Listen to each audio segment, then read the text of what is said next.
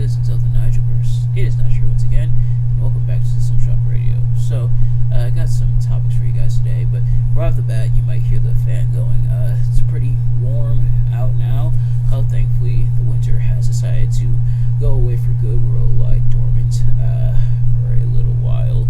Well, hopefully, it won't come back too soon. But since it is kind of warm outside today, I got the fan going and everything, so you might hear that a little bit in the background. You can see my shirt, or on this side, I should say, moving a little bit. But without further ado, let's get right into it. So, starting with this first topic, and this is one that, given the circumstances, you might have seen coming, but we have some WWE talent potentially asking for their releases.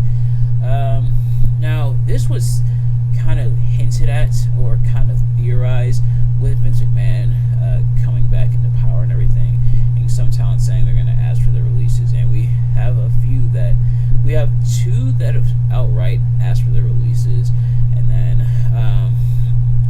a couple others that might have it's been theorized, been thrown around. I think like one of them for now may have been shot down, but otherwise, let's talk about them. So first was Rick Fowler and Jagger Reed, aka Zach Gibson and James Drake. I forget which exactly was which. Pretty much the grizzled young veterans asking for the release, and it was rumored that they were granted them, but it looks like for now they're sticking with NXT. It looks like that one might have been shot down because they're still with the schism and everything, which is unfortunate because GYV has been around for a little while. Pretty decent tag team, but never really captured at least the tag titles in NXT. I think they might have been NXT UK champions, but I'm gonna look it up real quick. But otherwise, never really reaching the top like they could have and arguably should have in WWE NXT. Yep, NXT UK Tag Team Champions. In fact, they won the tournament for championships. They won a tournament for the championships, let's say. But yeah, it's pretty disappointing. It feels like they were always the bridesmaids, never the bride. At least when it came to the main NXT Tag Team Championships. But then we have some other big ones, such as Bayley.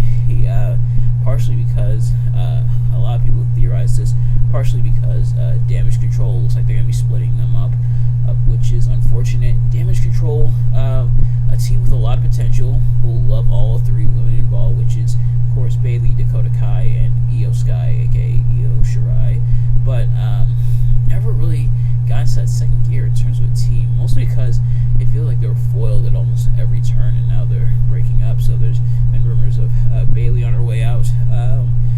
The next one with Asuka, who sort of teased at leaving after her loss to Bianca Belair, which also is unfortunate. I do really love Asuka, and if she goes, I'll be kind of sad. But the major one is that potentially might be on his way out is Drew McIntyre. Drew McIntyre, as of like today, when this is being recorded, which is Friday night, Drew McIntyre has blacked out his profile pic. Apparently, removed all mentions of WWE from his bio and everything on Twitter, which is, oh boy. I don't know if he did that on purpose to like stir the pot or anything, but yeah, that's not a good sign. And apparently, McIntyre has been taken off like the road and everything, taken off TV for now.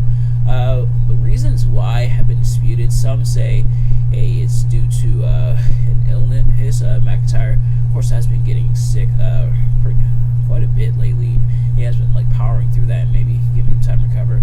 Some say it's creative frustration, being upset at where he is creatively, how he's being utilized creatively. Which had him ask for his release, I should say, potentially being released. I know his contract's set to expire or later on in the year, I believe around August or so. And so far hasn't been renewed. Whether or not he'll actually leave will remain to be seen. But for all the people, if they get released or not, they do get released, I wish them all the best, and I know they will strive and thrive. And all four, or technically five of the people I mentioned, GYB, Asuka, Bailey, and Drew McIntyre, I know they'll do great things, all very, very talented, so I know that they'll do fantastic, even if they're no longer in WWE. But next up, we're going to be talking about Pizza Hut returning to Buffalo. As of this recording, they just opened up a location. I believe it's takeout only, over on Delaware, if I'm not mistaken. The Pizza Hut is open back up. So Pizza Hut is officially back in Buffalo. Now this is something that's been talked about for a little while, at least a few months, if not like a year or so.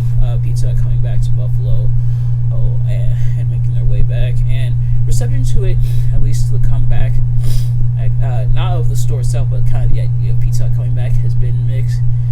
Some people are excited to have it back. Some people feel like it's not necessary because Buffalo has a lot of awesome pizza places, so Pizza Hut not necessary. Pizza Hut, of course, no stranger to the Buffalo area.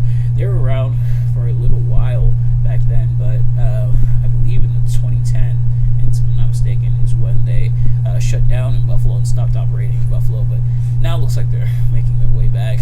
Me personally, I'm interested to see how Pizza Hut does now that they're back in Buffalo. And some stuff on the Pizza Hut menu does kind of slap, and I'm interested to try it for the first time, see if it's still as good as I remember it. But next up, we're going to talk about the Legend of Zelda Tears of the Kingdom, which is upcoming Legend of Zelda game, and kind of like a sequel to Breath of the Wild, the same art style and everything, and kind of a direct sequel. Now, I've kind of avoided most of the info on it. I've seen some stuff from it. I've seen like pictures and stuff, but when it comes to like games and movies, I try to be as blind as possible, going into it as blind as possible, avoiding, I guess not spoilers, but it kind of like reveals of it. It only because I want to go in totally blind. I want to be totally surprised, totally caught off guard, and oftentimes I am, for better or for worse. But some of the stuff I've seen for Tears of the Kingdom does look pretty cool, and it makes sense to tie it to Breath of the Wild, which was a huge success for Nintendo. Arguably, a lot of people consider one of the best Legend of Zelda games. A game which I actually have not finished. I actually haven't finished Breath of the Wild. Partially because it is kind of a long game, and it's a big game with a very big map. Other part because I kind of suck at it, and I kind of suck at video games sometimes. But so far looking interesting. So I wonder how it's going to play out and how it's going to turn out and everything, and going forward. And I'm just going to check the release date for Tears of the Kingdom. I know it's going to be released later on this year, May 12th, so about less than a month from now. Get ready, it's coming less than a month from now. I know a lot of people are very excited for the game and everything. Like I said, the Breath of the Wild, very big success. Hopefully this will be a success as well. And this has been teased for a little while, and announced a little while ago, and now we're obviously starting to see more development towards it. And so I'm excited and interested to see how it'll play out. So we'll see. But the next thing I want to talk about is the Blue Beetle movie. Now, kind of against my will, when I went to go see the movie I will be reviewing in the next video that I drop here on the channel in a little bit, after I'm done recording System Shock Radio here and everything. So far, the stuff I've seen with the Blue Beetle, this one was kind of like unavoidable because I was already there in the theater going to see this movie that I was going to see. But seeing a little bit of the Blue Beetle trailer, it does look pretty interesting. Seeing Blue Beetle, which looks like they are going to go with the Jaime Reyes incarnation of the Blue Beetle. Seeing how the Scarab looks, seeing how the suit looks, actually looks pretty solid and pretty sick. Glad they're starting to branch out with heroes a little bit. I'm sure part of that relaunch that James Gunn has put in place for DC. Seeing how Blue Beetle looks is really good, and seeing see them trying to experiment with different heroes. Can be hit or miss. It didn't really hit with Green Lantern, but hopefully Blue Beetle will be different. So far, it looks good. We'll see how it turns out. And the last thing, well, the last main topic I want to talk about is reaching your potential, and then afterwards, just something I'll kind of talk about / announce after this. But reaching your potential. So, potential. What exactly is potential? As we look up the definition here, having or showing the capacity to become or develop into something in the future, or that's as an adjective, but as noun, it's latent qualities or abilities that may be developed and lead to future success or usefulness. Is and the quantity determining the energy of mass in a gravitational field or of charge in an electric field. That last one is more of a science term, but the first two is kind of what I want to focus on reaching your potential, reaching what you're supposed to do, honing your craft. When you know, oftentimes you'll know what you want to do and what maybe your calling perhaps in life, because oftentimes it'll come naturally, and you'll have several chances to hone it and to sharpen it and to be able to work with it. And so being able to reach your potential, it's going to take some time and some effort. Or you have to work at it. Think of it like a muscle. You have to build it up over time. If you don't work out the muscle, it's going to be weak. It's not going to be that strong. But if you keep working at it, you keep working that muscle, it'll get stronger. And same with your potential. You'll reach your full potential the more you work at it. And don't be afraid to take risks with it. It's sometimes high risk, high reward. Sometimes risks don't pay off at all, but sometimes they do. And sometimes you have to take the risk in order to reach that potential, in order to get further in your potential and what you want to do.